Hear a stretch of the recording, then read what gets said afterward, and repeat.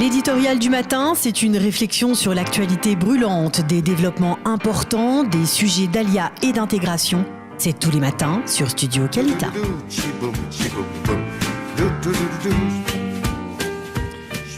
Ali Waked, bonjour, Boker Tov. Bonjour Daniel. Merci d'être avec nous ce matin. Je rappelle que vous êtes le directeur de la chaîne en arabe d'i24 News et nous vous avons sollicité pour parler, comme nous l'avons fait tout à l'heure avec David Klezewski, nous avons parlé du discours de Binyamin Netanyahou hier. Je voudrais que nous revenions avec vous sur le discours prononcé par Mahmoud Abbas avant-hier devant le Conseil de sécurité de l'ONU. Un discours dans lequel, on va dire, le leader palestinien a à la fois parlé de l'histoire du peuple palestinien et il s'est rapproché un peu plus de nous et de la réalité pour essayer de voir s'il y avait encore un moyen de renouer un dialogue avec l'État d'Israël. Mais je voudrais qu'on commence à parler de l'aspect historique du discours de Mahmoud Abbas, dans lequel il parle des Palestiniens comme des descendants des Cananéens, dans lequel il dit, je le cite, le peuple palestinien a construit ses propres villes, il a créé ses institutions, des écoles, des hôpitaux, des organisations culturelles, des théâtres, des bibliothèques, des journaux. On a parfois, je ne sais pas ce que vous en pensez, mais on a parfois le sentiment que Mahmoud Abbas est bien plongé dans l'histoire et pas tellement dans la réalité d'aujourd'hui. Est-ce que je me trompe ? Non, c'est pas exact, Daniel. C'est vrai que la direction palestinienne et en l'occurrence M. Abbas a tendance beaucoup de compter sur l'histoire, parfois de présenter l'histoire de la façon qui n'est pas la plus exacte au monde, mais c'est vrai que dans le présent, malgré tout le conflit, malgré toute la violence, malgré le gel dans le processus de paix, il y a une population palestinienne qui vit dans la Cisjordanie et cette population voit sa vie, malgré toutes les difficultés économiques, avancer peu à peu. C'est vrai, une bibliothèque nationale a été ouverte, mais ce que n'a pas prononcé M.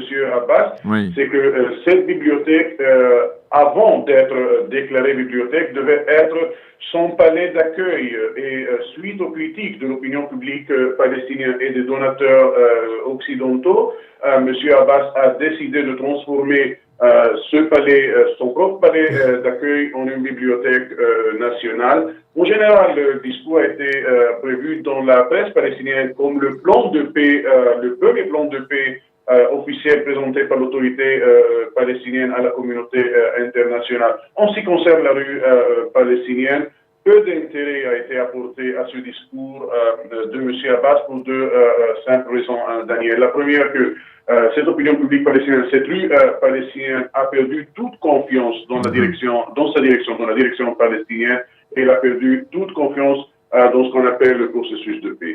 Vous l'avez dit vous-même, il n'hésite pas à prendre quelques libertés avec la vérité ou avec l'histoire, Mahmoud Abbas. C'est-à-dire, pourquoi semble-t-il toujours vouloir revenir au passé lorsque il y a quelques semaines ou quelques mois, il a voulu déposer une plainte contre la Grande-Bretagne pour avoir produit la déclaration Balfour. Pourquoi ne se projette-t-il pas dans une réalité vers l'avenir, essayer d'améliorer les conditions du peuple palestinien et il a l'air tout le temps prisonnier d'une histoire et il a l'air de lui-même de réécrire d'une certaine manière l'histoire du peuple palestinien.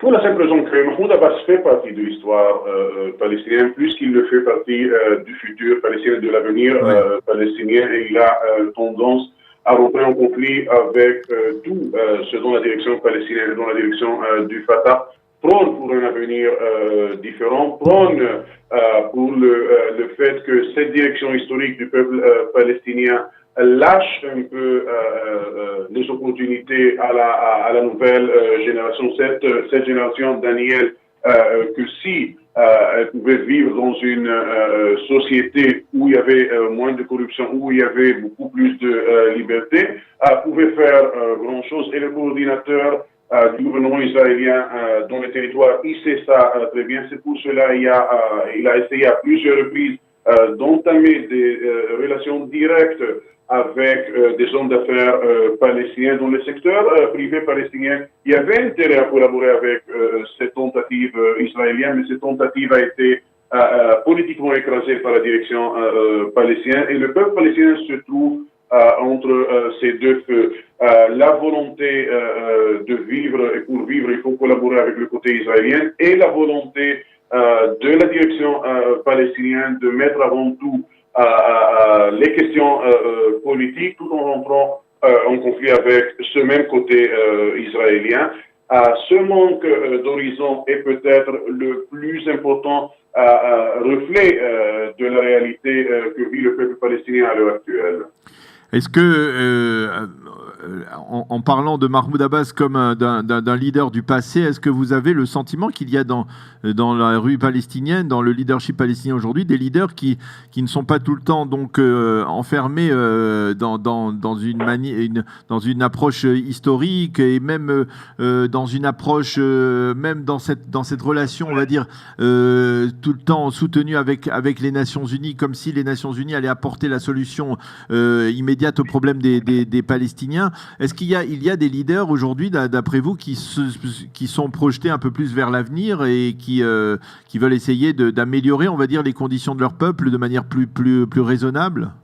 Absolument, Daniel. Mais Ali, je m'excuse. Est-ce que vous pouvez améliorer votre position, parce qu'on vous entend avec un très fort écho et c'est un peu gênant pour vous entendre, pour comprendre ce que vous nous dites. Si vous pouvez peut-être bouger un petit peu. Je dis que voilà, parfait. C'est un petit peu il y a au sein du peuple palestinien une direction, et dans la sphère politique, comme dans la sphère économique, et la sphère sociale, et la société civile. Il y a une direction qui se veut beaucoup plus pragmatique, qui veut construire un État palestinien, un État des institutions, un État qui souffre de moins en moins de la corruption. N'empêche, même cette direction libérale, même cette élite ne va pas renoncer au long terme à ce que voient les droits historiques du peuple palestinien et leur droit à l'autodétermination et à la création de l'État palestinien dans les frontières de 1967, mais elle ne va pas, comme on dit à l'israélienne, faire entrer la tête dans les murs pour aboutir à ce but. Elle comprend qu'il y a des nécessités aussi de l'autre côté, le côté israélien, et que mieux vaut aboutir à ce but en dialogue avec le côté israélien, en construisant une société palestinienne moderne, solide. La question, Daniel, c'est est-ce que aussi dans le côté israélien, si il y a côté palestinien une direction plus pragmatique, est-ce que par exemple le gouvernement actuel, le gouvernement présent en Israël, sera prêt à collaborer avec cette direction qui n'est pas M. Abbas? Mais oui, on le voit, c'est encore aussi une question très, très hypothétique aujourd'hui dans la conjoncture actuelle avec les affaires qui accompagnent Binyamin Netanyahou. Il n'est pas certain que ce soit le moment le plus propice pour renouer le dialogue avec une direction israélienne aussi également en pleine turbulence, on va le dire. Merci en tout cas, Ali Waqued, de nous avoir éclairé sur ce discours de Mahmoud Abbas et sur les perspectives pour le peuple palestinien. Merci d'avoir été avec nous ce matin sur Studio Kalita et bonne journée. Je vous en prie. L'éditorial du matin, c'est une réflexion sur l'actualité brûlante, des développements importants, des sujets d'ALIA et d'intégration. C'est tous les matins sur Studio Kalita.